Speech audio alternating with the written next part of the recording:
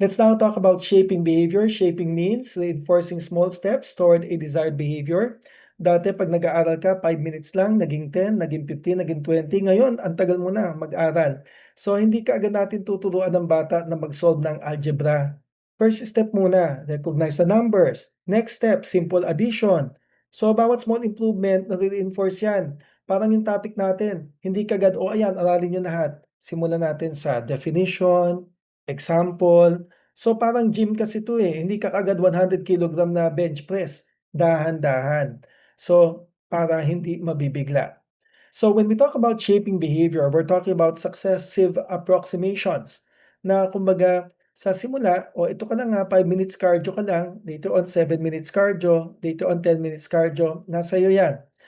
And dahil dito, gradually, yung behavior mo para alagaan ang sarili, mag-exercise, mag-jogging, ay nade-develop na.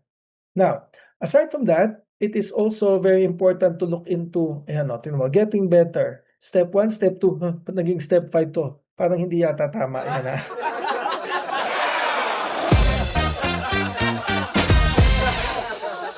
Pag-usapan natin ang extinction. Nako, ang extinction, nangyayari yan pag walang reward, no?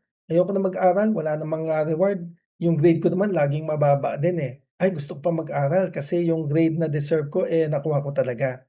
So, behavior decreases without reinforcement, no? Extinction happens kapag wala ng reinforcement, wala ng dahilan para ulitin mo. So, pag hindi nire-reward ang behavior, unti-unting nawawala yan. So, halimbawa, may bata, no? May bata na umiiyak para sa candy, uha, uha, uha. Hindi mo binigyan. Sa una, ang lakas ng iyak niyan. Tapos later on, sandali, parang walang epekto tong pag-iyak ko Kaya sabi niya, hindi na nga ako iiyak.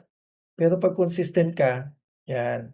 So, sa pag-consistent ka, yung behavior na yan ay bababa na talaga, no? Kaya dapat maging consistent ka. So, maging consistent para alam ng tao na, ay, kahit ano palang gawin ko wala palang mangyayari. So, sa una lang talaga yan, no? Bababa ang behavior niya ng pag-iyak. Kung nakikita niya na hindi ko naman nakukuha yung reward kahit mag-iiyak ako dito. So, pwedeng mag-extinct kapag walang reward or walang reinforcement. So, paano ba ginagamit yung behavior modification sa tunay na buhay? Sa tunay na buhay talaga, okay? Behavior modification uses reinforcement and punishment strategically. So, ginagamit to sa classroom, sa therapy, sa workplace, yan. Pati mga parenting, naku, napakahalaga nito. Example, sa loob ng classroom, wow, ang taas ng grade mo. Ito, meron kang sticker. Sa kindergarten, good behavior, star. Maraming star, prize. So, nasi-shape ang behavior ng bata intentionally. Uy, kumanta siya. Palakpakan natin. Kakanta uli yan bukas. Baka sumayaw pa. Sa education, reinforcement is powerful. Yung praise, very important yung praise. Very good. Good job. Okay, you have explained it well. Kasi alam ng bata na ito ang consequence. So, very important ang reward kasi ang reward ay nagbi-build ng study habits sa kanila. Pero dapat fair and consistent. Baka naman mababa ang grade tapos, ang baba ng grade mo, eto may reward ako para sa'yo. Kumbaga, ang reward naaayon dun sa kanyang achievement. So kayo, anong reward? Na pag yun ang reward talagang gagawin nyo ang isang bagay. Wow, bibigyan mo pala ako ng ganyan. So gagawin ko yan. Ano yung reinforcement na talagang masasabi nyo na magmo-motivate sa inyo? So, tignan na natin. Gradually teaching complex skill is called what? Ano kaya ang tamang sagot natin dito sa MCQ Checkpoint 5? Ang tamang sagot natin dito ay walang iba kung hindi shaping. Alam nyo, ang behavior, kung nag-i-increase yan temporarily when reward stops. Yan. Ano kaya ang tawag natin dito sa pagkakataon na ito? Yung behavior nag-i-increase temporarily, tapos when the reward stops, ano ang mangyayari diyan? Increase temporarily yan. Tapos hanggang later on na wala na, no, hindi na niya makuha talaga. Yan ang extinction burst. And siyempre ang sticker reward system sa classroom ay bahagi ng ano, A, behavior modification, B, classical conditioning, C, extinction, or D, cognitive therapy. Bakit nagbibigay ng reward? Kasi gusto nating mabago ang behavior ng tao. At pag gusto mo mabago ang behavior, yan ang gagawin natin. So the best answer is letter A, behavior modification. Let's now look at environmental determinism. Ano ba itong concept ng environmental determinism? It says that behavior is controlled by the environment.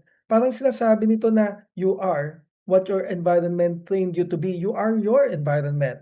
So kung lumaki ka sa isang disiplinadong lugar, iba yung ugali mo. Pero pag lumaki ka sa lugar na yung mga pagtamad, tamad ka na nga, binigyan ka pa ng reward, edi magiging tamad ka lalo. Medyo radical yun. So question, may free will pa ba?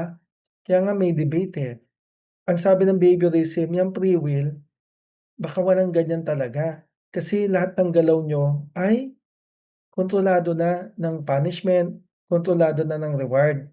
So, kung ikaw kontrolado ka ng reward tsaka ng punishment, nasaan yung choice?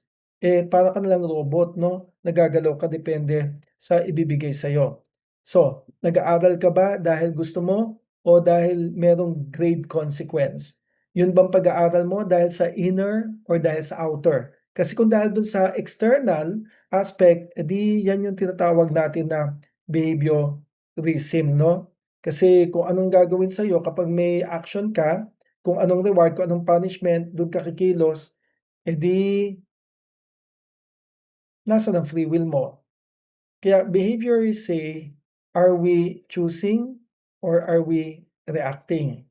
Hindi kaya lahat ng galaw mo ay nakatali lang dahil sa merong reward, dahil sa may punishment. Ano kaya kung subukan mo yung freedom na alam mo na ito kasi ang gusto kong gawin, kahit walang punishment yan, kahit walang, reward yan, ito ang gagawin ko. I don't care about the reward. I don't care about the punishment. This is what I want to do. And that will be your definition of freedom. Na ang definition of freedom is yung malaya kang pumili, hindi dahil sa bibigyan ka ng reward or parurusahan ka. So, behaviorism is highly scientific, no? Observable, measurable, repeatable yung mga components nito. Kaya ginagamit ito sa behavior therapy. At, kumbaga ito ang nagturo sa'tin na predictable ang behavior. Tingnan mo ha, pipitik ako, 'pag pumiti ko, tignan mo tatayo yung aso, 'yan. Papalakpak ako, tignan mo 'pag pumalakpak ako, uupo yung aso. So, sa behavior therapy, gano'n din.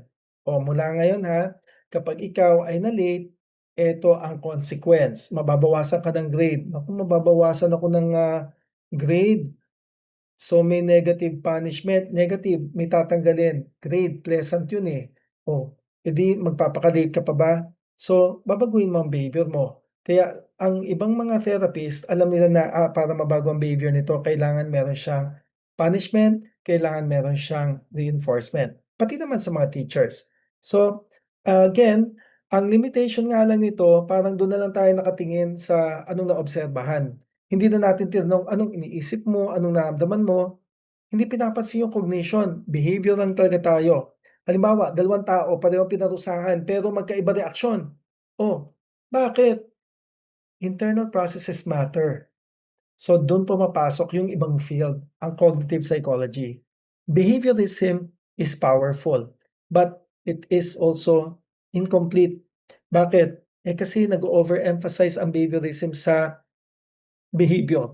Hindi na inisip anong iniisip ng tao, ano ang kanyang nararamdaman. So with this, we look back at classical and operant conditioning, the comparison, association versus consequence, passive versus active learner, and syempre different mechanisms. Tandaan mabuti, ang classical conditioning association, yung pagkain na associate dun sa bell, ang, operant conditioning ay consequence, na kapag ako ay dumating on time, bibigyan mo ako ng reward. Sa classical, passive ka, nangyayari lang yung nangyayari sa'yo, o eto piner ko ang bell tsaka food, o edi ito ng behavior mo, so operant active ka. You act, and then consequence follows, and then you try to change your behavior, depending on the consequence. Napaka-active. So again, remember, yung fear of dog, classical yan. Kasi siguro nakagat ka na dati, so pag may dog kagat, yun ang nasa isip mo. Pero yung consequence, mag-aaral ako dahil may reward, mag-aaral ako dahil may reward. It's more of operant. Different mechanisms but same learning principle. So remember that behaviorism emphasizes what? Of course, ang tamang sagot dito ay boy, observable behavior. And major limitation of behaviorism, ano kaya ang tamang sagot dito? The best answer is, ano man limitasyon nitong behaviorism? Ang limitasyon ng behaviorism is, it is what? It ignores cognition. And tandaan natin mabuti, classical versus operant difference. Letter A ba yan? Both identical. Letter B, association versus consequence. Or letter C, both punishment. Or letter D, both reinforcement. Well, alam natin na ang classical tsaka operant ay ano sila, magkaiba ba sila or pareho ba sila?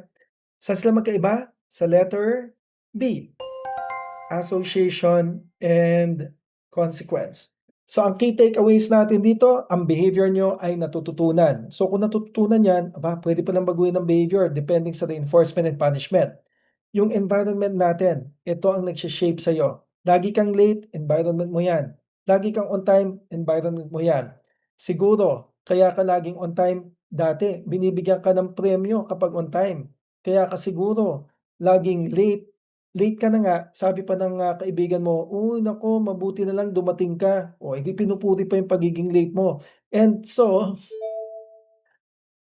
hindi ka late dahil siguro bata ka palang pinarurusahan ka na kapag late ka. Hindi ka late dahil alam mo nung bata ka pa, kapag late, tatanggalan ka ng grade, may bawas. So hindi ka na magiging late. And remember the schedule.